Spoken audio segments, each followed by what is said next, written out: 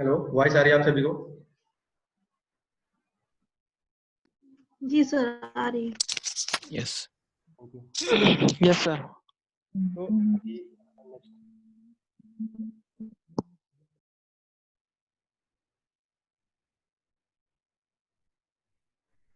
देखिए, नेक्स्ट ये है कि जो है एक नेशनल हाइड्रोलॉजी प्रोजेक्ट चलाया गया था। National national hydrology hydrology project.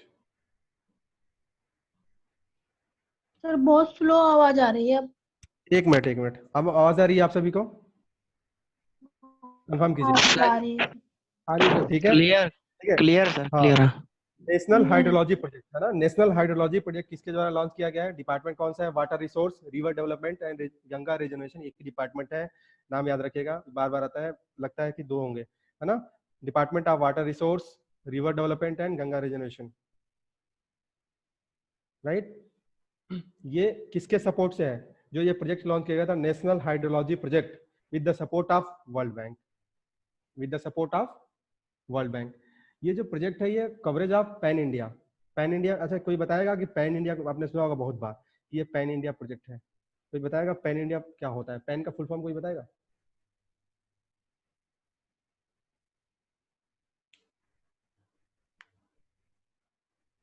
Anyone please?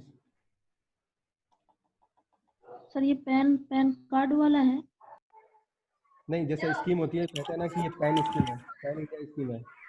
आपने सुना होगा, आपने स्कीम पर आपने स्कीम पढ़ा होगा तो आपने सुना होगा कि ये पैन इंडिया स्कीम है। तो इसका क्या मतलब है? इसका फुल फॉर्म या कुछ ऐसा है? आप क्या मतलब समझ रहे हैं इसका? इसका कवरेज है पैन इंडिया बेसिस पे, ऐसी चीज आपने सुनी होगी, बहुत लोगों ने ऐसा बोला होगा या न्यूज में पढ़ा होगा या देखा होगा। कोई आई हैव बताएगा? No idea. बताओ पंकज। सर क्रॉस इंडिया, मतलब पूरे इंडिया में। और कोई? Across nation.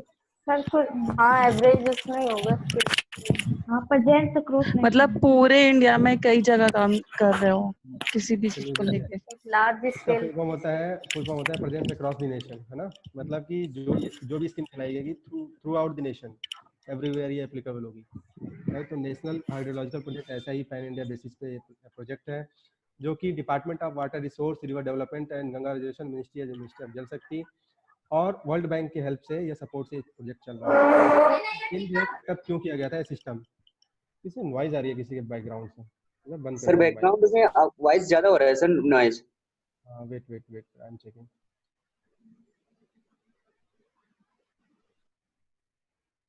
म्यूट कर दिया, ठीक। चलिए, तो इसका बेसिक जो सेटअप किया गया था, ये सिस्टम जो है, जो भी वाटर रिसोर्स, जो डेटा है, डेटा स्टोरेज, जो हमारे पास डेटा स्टोरेज है वाटर से रिलेटेड, मतलब कितना वहाँ पे वाटर स्कैरिसिटी है, चाहे जो मैनेजमेंट है, ये सारी की सारी चीज़ें एक जगह जो है टाइमली और रिलायबल बेसिस पे, मतलब कि ये मान के चलिए कि आपको इस हाइड्रोलॉजी प्रोजेक्ट के अंडर में जो वाटर से रिलेटेड जितने भी इंफॉर्मेशन होगी, ये जो है डिपार्टमेंट और इसके हेल्प से वो सारे के सारे एक जगह गैदर करेंगे और ऐसे इसे नहीं किसी पार्टिकुलर जगह पे, जैसे हमने देखा कि कोई स्कीम पार्टिकुलर जगह के लिए हो रही है, तो ये पूरे इंडिया में जहाँ भी ऐसी जिस तरह की वाटर की रिक्वायरमेंट होगी उसके अकॉर्डिंगली उसको एसेस करेंगे और एसेस करने के बाद ये हेल्प करेगा किसी भी स्कीम को लॉन्च करने में, राइट। तो नेशनल हाइड्रोलॉजिकल प्रोजेक्ट इसलिए था। एक स्कीम चलाया गया था हेलो। ड्रिप। हाँ, हाँ, एक बार बता देना दोबारा क्या होती है इस स्कीम में। देखिए, नेशनल हाइड्रोलॉजिकल प्रोजेक्ट जो है पैन इंडिया स्कीम है।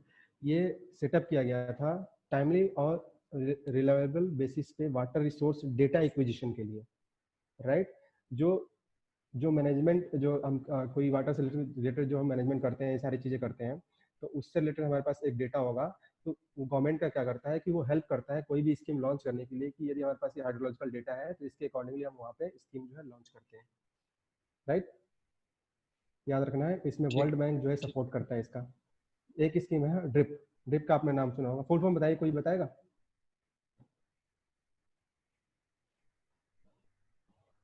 Anyone else?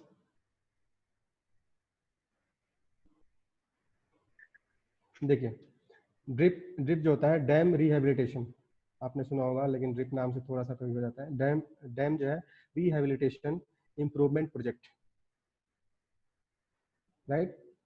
जैसे ही डैम का, अच्छा अभी जो है रिसेंटली में डैम न्यूज में थे, जैसे अभी आपने सुना होगा कि जो है स्टैचू ऑफ लिबर्टी जो बनी थी वो कौन से आइलैंड पे बनी थी, बताया कोई आइलैंड का नाम? Anyone else? वॉइस आ रही है आप सभी को?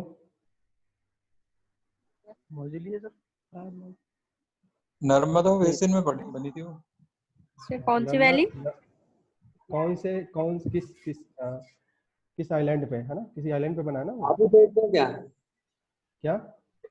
साधु। हाँ बिल्कुल सही है सर, साधु बेट, साधु बेट आइलैंड, नर्मदा रिवर, है ना, याद रखिए।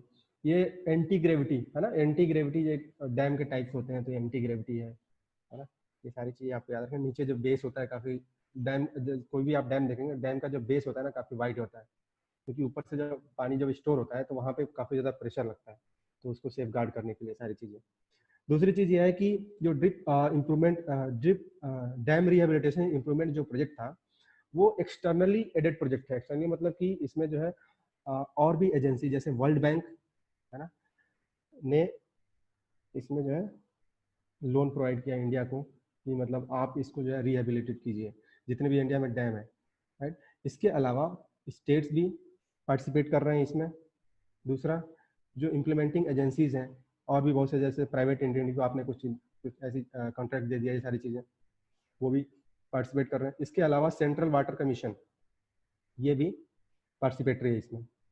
ये इसका मेन फंक्शन क्या होगा ड्रिप का, कि जो सेफ्टी और ऑपरेशनल जो परफॉर्मेंस है किसी भी डैम का, वो जो एग्जिस्टिंग डैम है, जैसे कोई ऐसा डैम है वो रिस्क एरिया में होते हैं, रिस्की होते हैं, है ना, वहाँ पे सेफ्टी नहीं होती, चाहे उससे जो डाउन स्ट्रीम होता है, जैसे मान लीजिए एक डैम बना है, इधर से पानी स्टोर हो रहा है, ये रिजर्वायर है, तो इस वाले रीजन, जैसे यहाँ पे जो विलेज हैं, चाहे यहाँ पे जो सिटीज हैं, ये काफी जो है रिस्की जोन में रहते हैं, राइट। तो इनके जो रिस्की जोन को कम करने के लिए जो बैंकमेंट पे होता है, बैंक इम्बैंकमेंट करना, ये सारी की सारी चीजें जो है इस प्रोजेक्ट के अंडर में है, राइट। इसका रिकंस्ट्रक्शन करवाना, कुछ ऐसा कंस्ट्रक्शन में कुछ प्रॉब्लम आ रही है तो ये सब सारी चीजें करवाना इसके अंडर में है, राइट। तो ये ध्यान रखना है कि अभी जो है ड्रिप 2 प्रोजेक्ट जो है लॉन्च कर दिया गया है 17 के बाद से, है ना। उसके पहले जो है ड्रिप 1 चल रहा था, ड्रिप 2 प्रोजेक्ट जो है लॉन्च कर दिया गया है। अब देखते हैं, अब दूसरी मिनिस्ट्री, इस मिनिस्ट्री का ऑलमोस्ट जो मतलब मिनिस्ट्री ऑफ जल शक्ति, जो कि through out the year news में रही है ना, मोस्टली हाईलाइटेड जो है वो मैंने आपको बता दिया। देखते हैं। हाँ हाँ, डैम से याद आया, एक और प्रोजेक्ट लॉन्च करा था गवर्नमेंट ने, अविरल धारा हाँ। और निर्मल धारा। हाँ, तो अविरल धारा निर्मल धारा मैंने बता दिया था कि निर्मल धारा पे तो गवर्नमेंट ने काम किया, लेकिन अविरल धारा पे काम किया है गवर्नमेंट ऑफ इंडिया ने, अच्छा, ये स्कीम अविरल बताया था। हाँ, बताया था क्या? नमामि गंगा प्रोग्राम के अंडर में ही था, इन्होंने ये स्कीम चलाई थी उस टाइम पे, ये बहुत स्लोगन चलाए थे कि अविरल धारा निर्मल धारा चलाई थी। अच्छा, मैं उस समय ज्वाइन नहीं था शायद। अविरल धारा एक बार बता दो क्या था? हाँ, अविरल धारा क्या था? इसमें ये था कि जो वाटर, जैसे ये है कि मान लीजिए रिवर का वाटर है ना, अविरल नाम से मुझे क्लियर है कि इसको मतलब जो है वाटर का जो फ्लो कहीं पे रुकना नहीं चाहिए, है ना, स्टेगनेंट नहीं होना चाहिए, ये सारी चीज़। और निर्मल मतलब ये होता है क्लीन होना चाहिए। तो गवर्नमेंट ने क्लीन वाटर पे तो काम किया, लेकिन अविरल पे काम किया, क्लीन पे काम कर रहे हैं अभी, लेकिन क्लीन पे सक्सेसफुल काम नहीं मिला है ना। तो ये मेंस वाले क्वेश्चन में इसका पुट कर सकते हैं ये सब चीज़ें, जो गवर्नमेंट के फेलियर लिखते हैं, चाहे ये सब चीज़ें हम थोड़ा क्रिटिसाइज करते हैं, तो वहाँ पे लिख सकते हैं दोनों में। ठीक। Ministry of housing and urban affairs, है ना। इसमें देखिए, इसमें जो सारी चीज़ें जो न्यूज़ में रही, जो इंपॉर्टेंट है ना, जो पीटीएफ पॉइंट ऑफ व्यू से है, वो चीज़ें थोड़ा सेलेक्ट किया हुआ है मैंने, जो मुझे लगता है कि मतलब हाँ ये चीज़ थोड़ा इंपॉर्टेंट है, और जगह से मतलब थोड़ा रिसर्च करके ये सब चीज़ें ना साइट आउट से मैंने देखी है, अभी वाला housing and ministry of housing and urban affairs, MOHGA, right. इसमें देखिए, आपने ये सुना होगा स्वच्छ नगर ऐप। देखिए, आप जो भी नए एप्लीकेशन आते हैं ना, उस पर भी थोड़ा फोकस कीजिए, है ना। कि ये जैसे आप इसका यूज भी करना, जैसे आप किसी एप्लीकेशन का यूज कर लेते हैं ना, तो आपको चीज़ें याद हो जाती है। जैसे कोई नया ऐप आता है ना, आप इंस्टॉल करके उसके फंक्शन को देख लीजिए एक बार, फिर अनइंस्टॉल कर दीजिए, तो आपको याद रह जाएगा, है ना। तो स्वच्छ नगर ऐप, ये वेस्ट कलेक्शन का, जो स्वच्छ नगर ऐप है, वो वेस्ट कलेक्शन का एक नया एप्लीकेशन लॉन्च हुआ है। जैसे तो बहुत सारे एप्लीकेशन होते हैं ऐसे हैं कि जैसे मान लीजिए आप एप्लीकेशन मोबाइल डाउनलोड किया, आप वहाँ पे यदि देखा कि क्लीन नहीं है जगह, वहाँ पे सफाई नहीं हुई है, आप उसकी फोटो क्लिक करके उसको अपडेट कर देंगे। जैसे ही अपडेट कर देंगे तो आपका जो है जीपीएस लोकेशन ऑन रहता है, आप उसकी सारी चीज़ें उसमें डिटेल फीड हो जाती है। अब जैसे ही सेंड करेंगे वहाँ लोकेशन जो है सेंड हो जाती है कि हाँ इस जगह पे जो है ये कचरा पड़ा हुआ है। तो जो सिटी का जो वैन होता है ना, वैन आएगा और वो वहाँ से सारी चीज़ें उठा के वेस्ट चीज़ें लेके चली जाती है। मेरी इसमें नहीं है टेंडर। बैकग्राउंड वॉइस आ रहा है कहीं से, आप देख लीजिए, अगर देख लीजिए चेक कर लीजिए।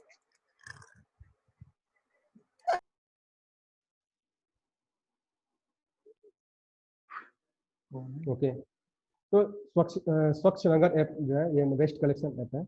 इसमें जो है सॉलिड वेट चाहे जितने भी हमारे कंस्ट्रक्शन से रिलेटेड या डिमोलिशन से रिलेटेड जो वेस्ट मटेरियल्स हैं, जो भी अर्बन लोकल बॉडी जो है इसको कलेक्ट करती है। इस ऐप के थ्रू आप जो है फोटो क्लिक करके भेज देंगे तो मिनिस्ट्री आपको पता ही चलेगा किस मिनिस्ट्री के अंदर आता है। ये छोटा सा इन्फॉर्मेशन है, आप ऐसी छोटे छोटे इन्फॉर्मेशन को भी स्किप मत कीजिए, है ना। ये आते रहते हैं, जैसे आप हिंदी में देखेंगे, हिंदी में छोटी छोटी चीज़ें आती रहती है, आप उसको भी वहाँ से कंपाइल करके रखिए अपने पास। आप एक और छोटा सा इंफॉर्मेशन है, प्रोजेक्ट बाल बसेरा, प्रोजेक्ट बाल बसेरा, बाल बसेरा,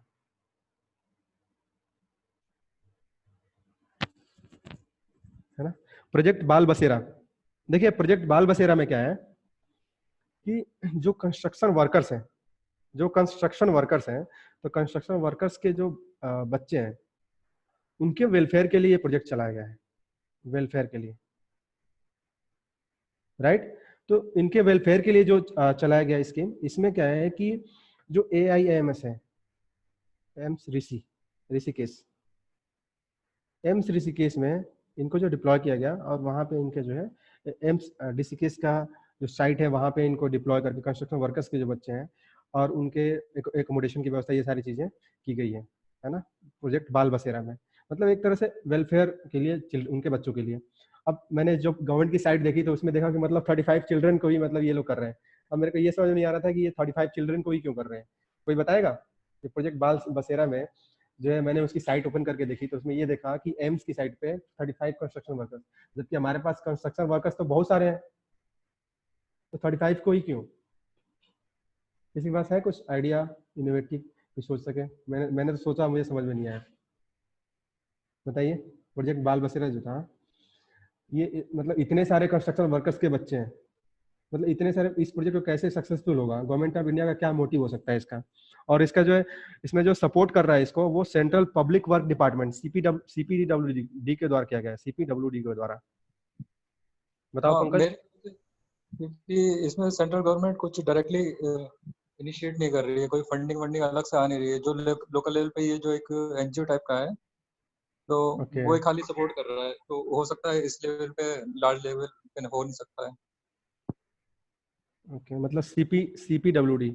देखो एक तो रीजन ये है, हाँ एक रीजन ये है, बिल्कुल सही है कि मतलब लेकिन इसमें क्या है कि सेंट्रल पब्लिक इसका सपोर्टिंग जो कर रहा है वो कौन कर रहा है, CPWD, central public work department, है ना। तो ऐसे और सारे स्टेट भी मिलकर के इनिशिएटिव ले सकते हैं, है ना। तो एक इनिशिएटिव हो सकता है, राइट।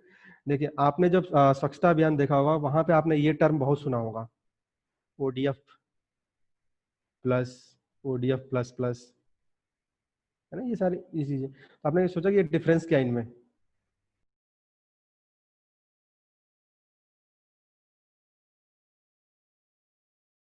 राइट, एक मिनट, वॉइस आ रही है आप सभी को। आपने सुना होगा ODF, वॉइस क्लियर है। ओके ओके, देखिए आपने सुना होगा ODF plus, ODF plus plus. तो देखिए इसका एक मीनिंग हो, एक फेज वाइज मैनर में ये सारी चीजें हुई हैं, है ना। तो देखिए जो ODF प्लस प्लस था जो सबसे बाद में आया था, इसको ऐसे भी बोलते हैं ODF plus plus protocol, tag या सर्टिफिकेशन, किसी भी नाम से जान सकते हैं। ODF प्लस प्लस प्रोटोकॉल क्या था, ODF प्लस प्लस टैग क्या था, ये सारी चीजें। तो देखिए जो लास्ट वाला था, जो ODF प्लस प्लस आया था, तो इसमें क्या था कि जितने भी आपके फिकल मैटर हो गए, सेप्टेज टैंक से जितने भी स्लजेस निकल रहे हैं, है ना, इसको जो है सीवेज को मतलब ट्रीट करना है, एज अ ट्रीट ऐसे करना है कि उसका जो है हम यूज कर सकें, जो है खेतों में यूज कर सकें उर्वरक के फॉर्म में, है ना। तो ये उसको मतलब कि सॉलिड वेस्ट मैनेजमेंट उसको जो है मैनेज करने के लिए, है ना, ये ODF प्लस स्कीम चलाई गई थी। जो सीवेज से रिलेटेड जितने भी हमारे ओपन एरियाज है, वाटर बॉडीज हैं, उससे जो वेस्ट मटेरियल जो निकाले जा रहे हैं उसका यूज हम फर्दर कर सकें किसी अन्य चीजों में, तो ODF प्लस इसके लिए था। अब उससे पहले जो था ODF प्लस,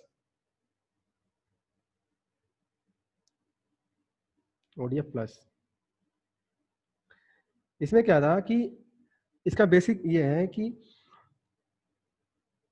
जब ये किया गया था कि मतलब कोई भी किसी सिटी, मान लीजिए सिटी है, सिटी में एक दिन में कोई भी ऐसा पर्सन नहीं है, कोई भी ऐसा पर्सन नहीं मिला, कोई सर्वे टीम आई, कोई भी पर्सन ऐसा नहीं मिला जो कि ओपन में यूरिनेट कर रहा हो, ओपन में कहीं डेफिकेट कर रहा हो, या जितने भी पब्लिक टॉयलेट्स हैं इस एरिया में, जितने भी पब्लिक टॉयलेट्स हैं वो वेल फंक्शन पब्लिक टॉयलेट्स हो, गूगल पे मतलब जो है पूरा उनका इनलिस्टिंग हो, है ना, लोकेशन जो इंडिकेट करे। जैसे आप गूगल पे डालते हैं कि टॉयलेट नियर मी, तो तुरंत इंडिकेट करता है कि आसपास जो है टॉयलेट गवर्नमेंट मतलब जो है टॉयलेट है यहाँ पे, तो आप इजीली वहाँ पे जा सकते हैं, राइट। ये चीजें फिर जो है मेंटेन्ड हो पूरी तरह से, है ना, तो ऐसे यदि फंक्शन हो, राइट, तो उसको बोलते थे ODF प्लस है। और जो ODF था, ODF में जैसे ODF फेज में ये 4 कंपोनेंट रखे गए थे। एक होता है सॉलिड वेस्ट मैनेजमेंट, जिसमें कि बायोडिग्रेडेबल और प्लास्टिक वेस्ट अलग अलग थे। इसके अलावा जो है लिक्विड वेस्ट भी था।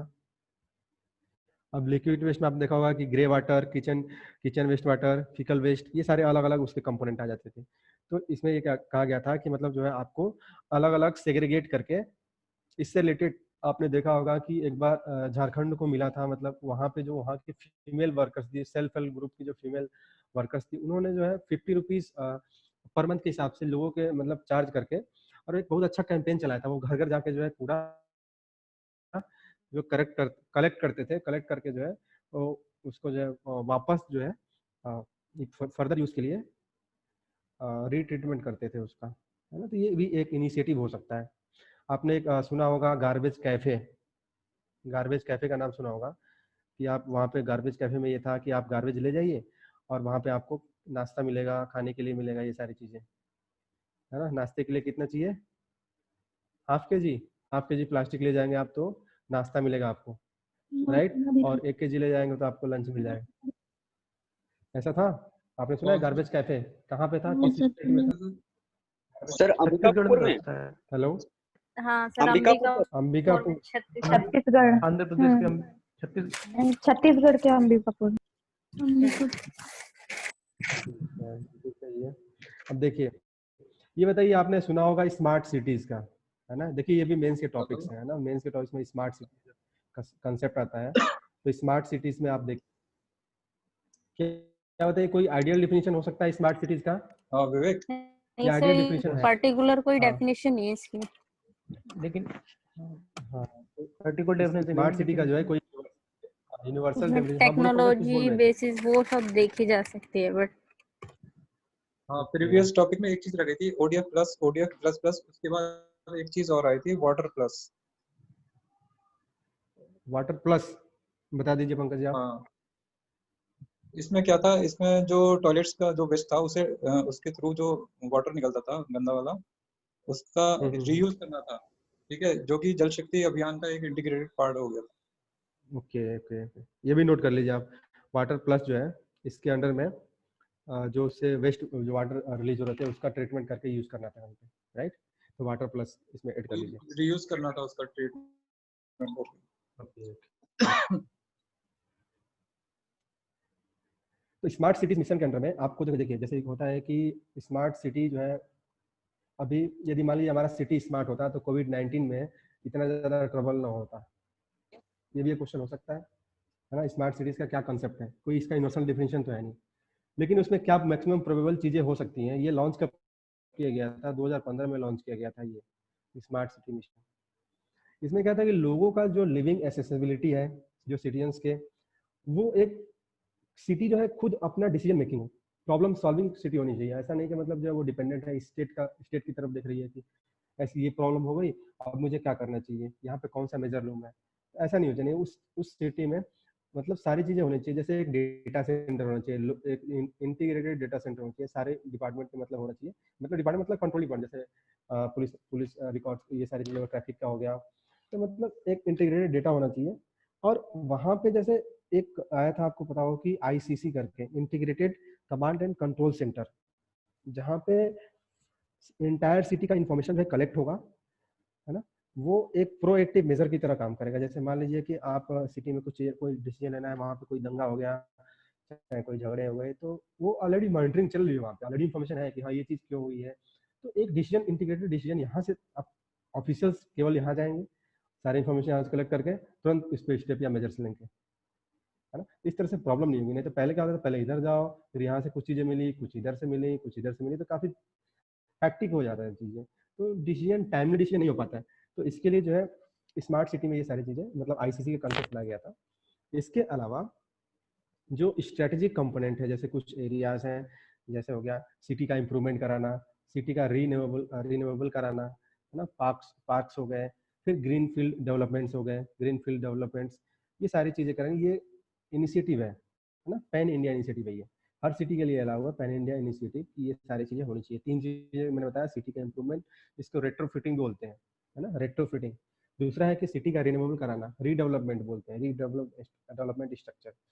तीसरा होता है ग्रीनफील्ड डेवलपमेंट, है ना। इसका आप यदि स्मार्ट सिटी के बारे में कुछ भी पूछे तो ये पॉइंट जो आप फीड कर सकते हैं मेंस के आंसर राइटिंग में, राइट। तो retrofitting, redevelopment and greenfield development, ये सारी चीजें पैन सिटी इनिशिएटिव है, जो कि एक स्मार्ट सॉल्यूशन जो प्रोवाइड करेगी किसी भी सिटी के लार्जर पार्ट को कवर करने के लिए, राइट। अब देखिए, गवर्नमेंट ने इसको जो स्पेशल पर्पस व्हीकल स्कीम के थ्रू जैसे इसको मतलब लॉन्च किया था। पहले जो है 100 स्मार्ट सिटीज बनाने की बात की थी। आप इसमें कहेंगे कि सर इसमें वाईफाई आएगा नहीं, ये सब चीजें तो आती हैं ऑटोमेटिकली, जिसमें इंक्लूड हो जाती हैं, है ना, याद रखिएगा। दूसरी स्कीम की तरफ मूव करते हैं, Atal mission for Amrut. Amrut scheme आपने देखा होगा, AMRUT, right. Atal mission for rejuvenation and urban transformation, Atal mission for rejuvenation and urban transformation, ये जो स्कीम है सेंट्रली स्पॉन्सर्ड है, सेंट्रली स्पॉन्सर्ड स्कीम है, राइट। देखिए इसमें